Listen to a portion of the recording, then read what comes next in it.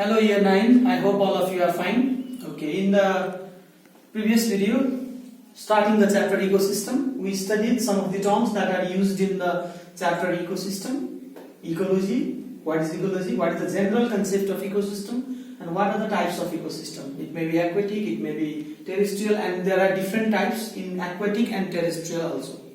Now today I am going to start, we are going to study about some of the topics like ecological factors, plants and the animal populations, and the community. Now let me start with the topic ecological factors. Now, what is ecological factors means? The factors that are present in the ecosystem. The factors that are present in the ecosystem. That means it may be a living, it may be non-living. Living factors, they are called biotic factor. Non-living factors, they are called abiotic factor.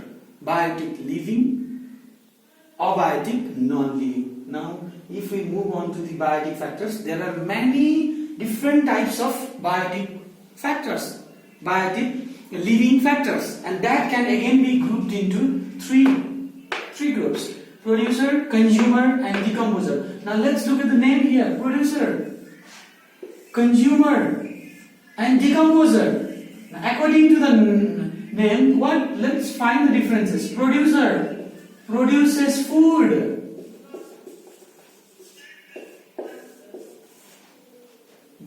Consumer consumes food.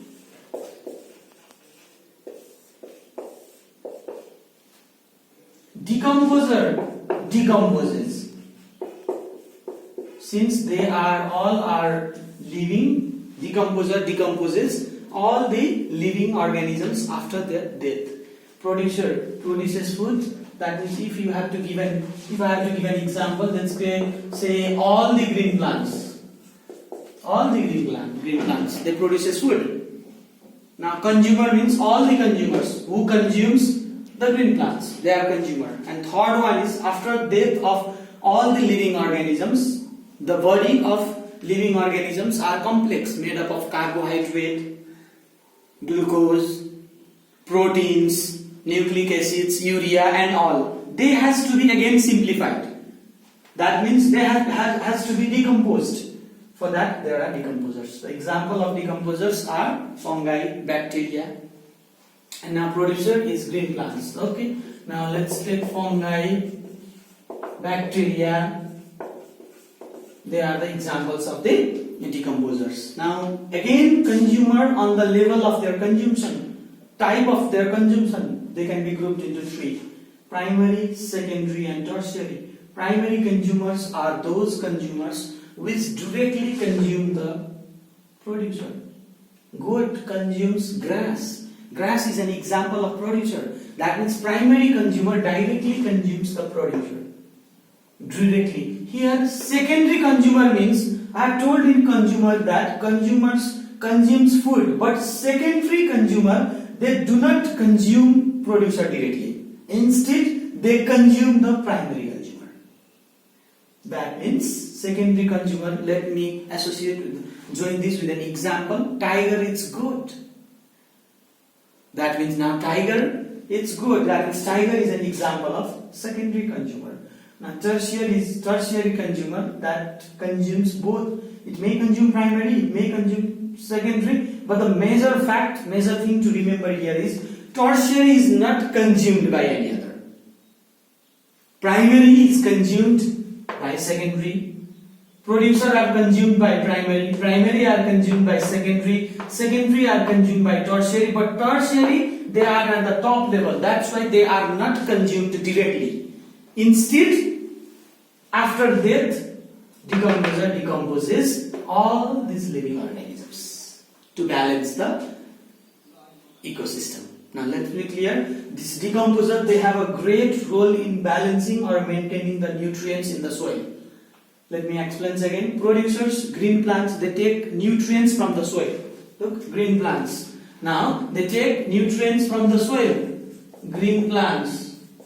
Now, they take nutrients from the soil. These are given to consumer.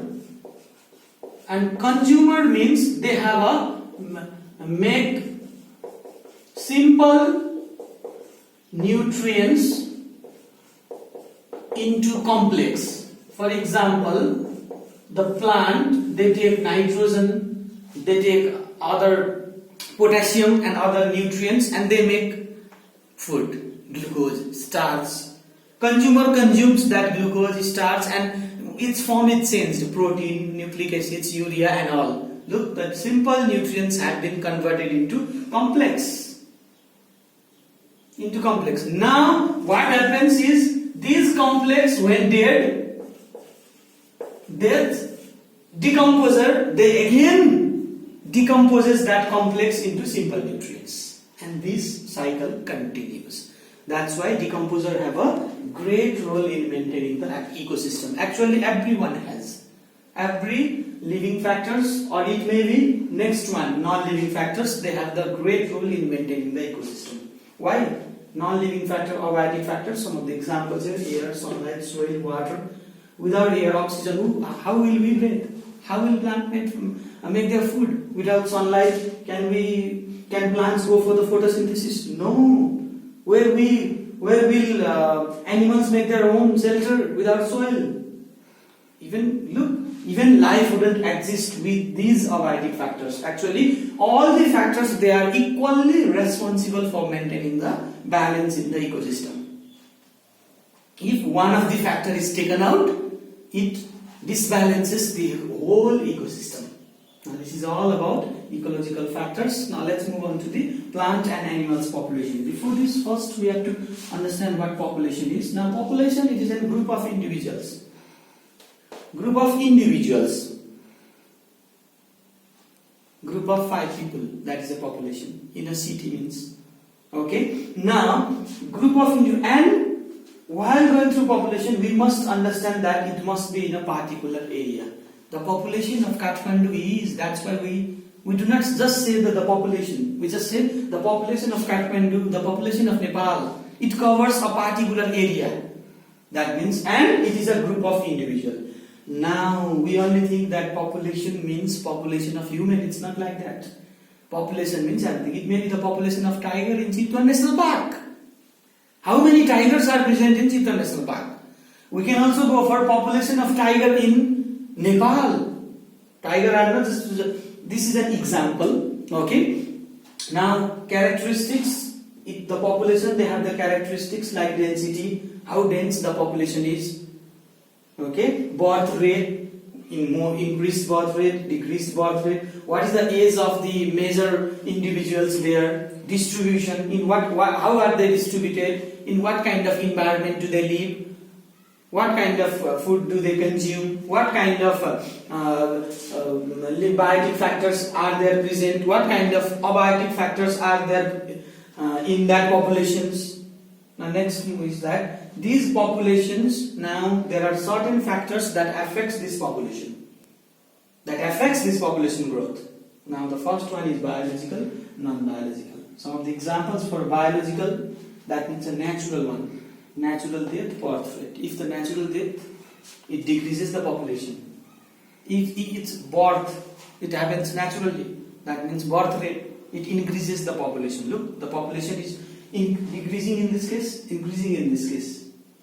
Non-biological, it may be the water, and the next one is temperature. If the temperature increases, the populations, some species, their population may decrease because they cannot adapt to some of the temperature, high temperatures. That's why these non-biological factors, they are also affected by, they also affects the population growth, and biological factors also affects the population growth. Now let's move on to the chapter community. Now what is the community? Community is not a group of individuals. Look, let's look at these two words. The one I have circled. Population, group of individual.